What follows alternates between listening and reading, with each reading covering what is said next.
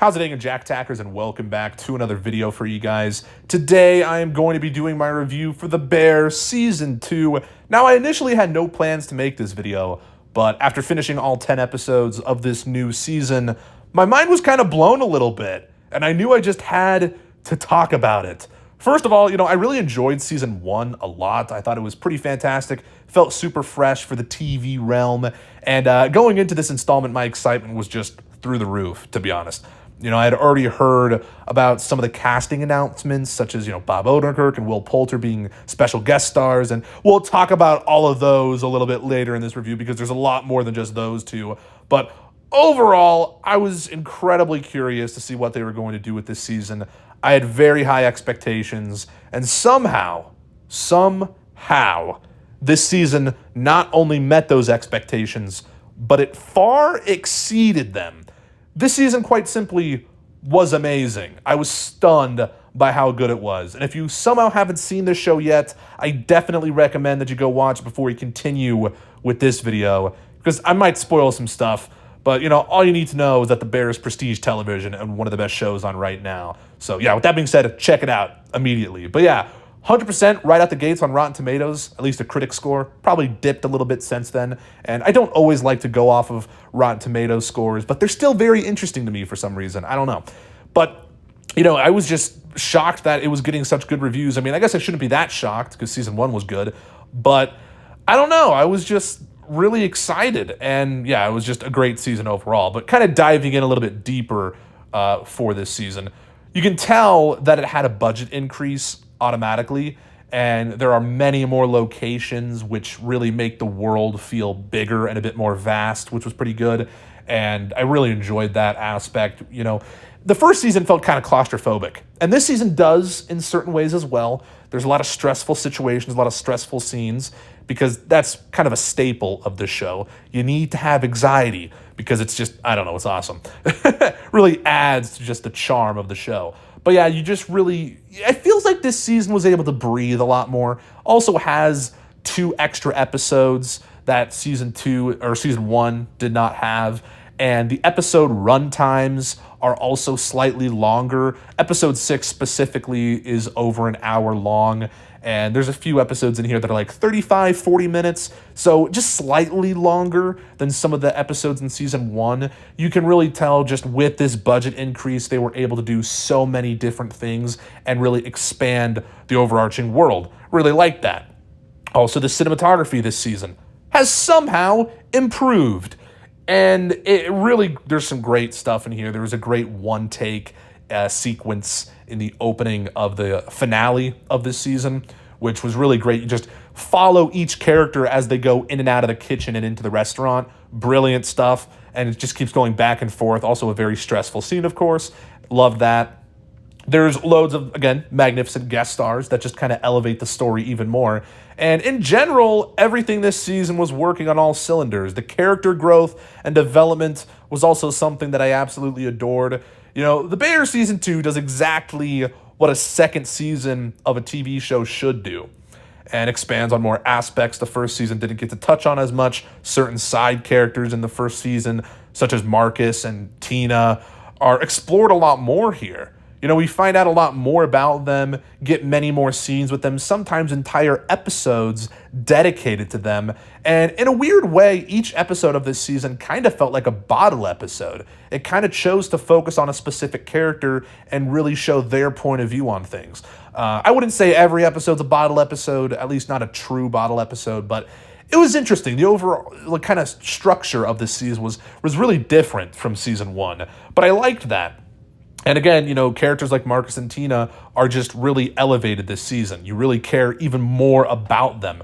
And yeah, Marcus might have been the MVP of this season. He kind of gets a little sidelined towards the end of the season because right off the bat, he's really focused on a lot. I mean, the opening scene of the season is with him visiting his sick mom. And that whole storyline's very kind of depressing, but also intriguing. And yeah, I don't know. I really liked what they did with those characters. And it was very engaging, allowed these types of characters to be fleshed out. Even Richie, there was a lot of stuff with him this season, and he grew a lot. He's definitely coming to terms with kind of being in his own skin in an interesting way. He's wearing suits now. It's kind of funny, but I'm really proud of Richie. He really is growing. And yeah, I really like the structure of this season. Talking about Carmy for a second, the main character, while still without a doubt being the main character, does sometimes take a backseat in the story. And I do believe that's 100% intentional. The narrative this season is kind of about Carmy dissolving, for lack of a better word. And that's a huge kind of oversimplification, but it's true. By the end of the season, Carmy's stunted. He's not grown at all as a character, and in many ways is devolving, kind of going backwards. Very frustrating, by the way, but also heartbreaking at the same time. He might still be my favorite character. I don't know. Every character in this show is brilliant, but I still think he is probably my favorite. And I don't know, I think Carmy's character this season was just fascinating overall. That scene when he's locked in the fridge, man. Wow. Jeremy Allen White, one hell of an actor. But everyone in this show is remarkable. So, there's virtually no flaws with the performances when it comes to that side of things. I think that's important to note because this whole show just feels really real and grounded in reality. And if the performances ever fell flat, that would kind of take away from the immersion. But anyways, back to Carmy's character for a little bit. The story with him potentially finding a love interest in the character of Claire was a very intriguing one. I honestly didn't know which direction they were going to take things with them. I mean, I had somewhat of a feeling things weren't going to end well. I'm not going to lie. But just how tragic things ultimately play out, it caught me so off guard, actually. Carm just doesn't think he deserves anything nice in his life and kind of believes that he will be okay with that. He thinks he'll actually be better off without relationships and all these other kind of joyous distractions. It's a very interesting perspective that finally reaches, a boiling point in the finale. And when Claire hears how Carm truly feels, or at least how he thinks he should feel, it was pretty crushing to witness. Yeah, it's one of the best scenes this season. And man, how the season ended overall just leaves me wanting so much more. So interested to see where they take things in season 3, especially after Carm and Richie also have their blowout while Carmy's in the fridge. The fridge, man! The dreaded fridge. But yeah, I love that. And that shot where you see Carm and Richie yelling each other from opposite sides of the fridge. Again, cinematography off the charts, acting off the charts. Oh man, it was just a gut-wrenching scene. It made me so sad. I love their relationship. I love everyone's relationship to a degree in this show, and I don't want any of them to ever really fight, but Carm's going through it, and we understand this guy has gone through so much trauma, and I don't know. I think before I end this video, I got to talk about episode 6, which in my mind is the best episode of the entire show. It's a flashback episode set during Christmas, and this is where we get some of the best, again, guest stars.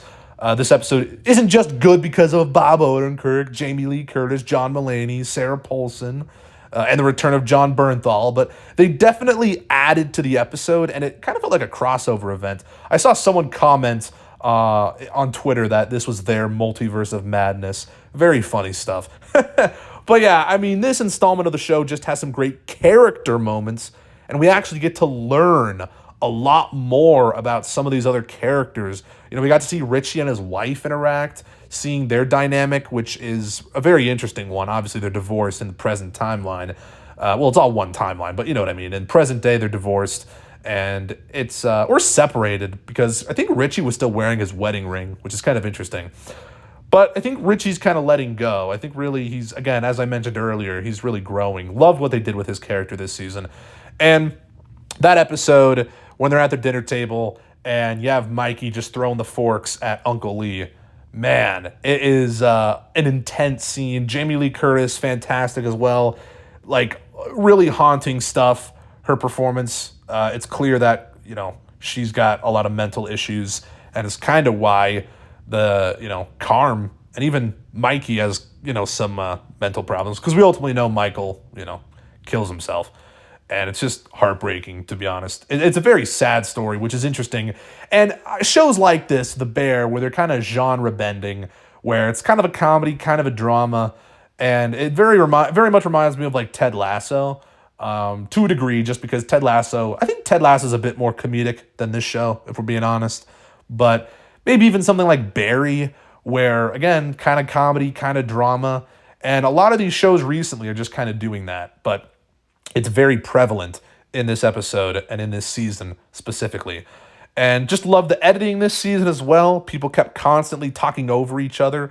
And it definitely reminded me of like Uncut Gems, if you've ever seen that movie, where people just kind of talk over each other. It's very hectic, chaotic, stressful. I really like it though. And well, sometimes it's annoying because you can't really understand what people are saying sometimes, but it's all great.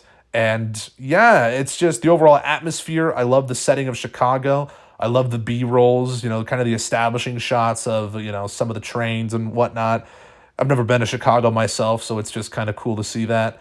And yeah, I don't know, love this season overall. It's great. I could talk about it for days, I feel like. It really blew me away. And I don't know, I'm just so hyped for season 3, even though we're probably going to have to wait a little bit due to the WGA strike. And we'll see what happens with that. I really hope that they can kind of get season 3 out swiftly, at least within, the next year or so. But yeah, post your thoughts and comments down below on this season. What did you guys think about season 2 of The Bear? Loved it, of course. It's great. It's definitely one of the best shows of the year. Maybe the best. I don't know. Loved it a lot. And, I forgot. We had Succession this year as well. So maybe it's not the best because Succession was pretty good. But yeah, post your thoughts and comments down below. If you guys liked this video, make sure to give it a thumbs up. Subscribe if you're new. And check out my Letterboxd and Twitter in the description. I'll follow back. And I'll see you guys in the next one. Peace.